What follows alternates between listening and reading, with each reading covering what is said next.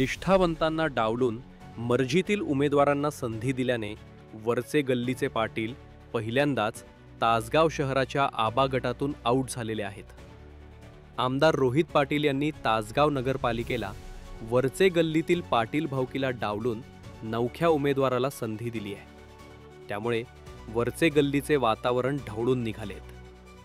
गेली 4 दशके आबा घराण्याला साथ देणाऱ्या निष्ठावान गटाला डावलल्याने तासगाव शहरातील वातावरण बदललेले आहे. प्रभाग क्रमांक 2, 3, 6, 7 व 12 मध्ये ही आमदार रोहित पाटील यांनी आयात उमेदवारांना संधी दिली आहे.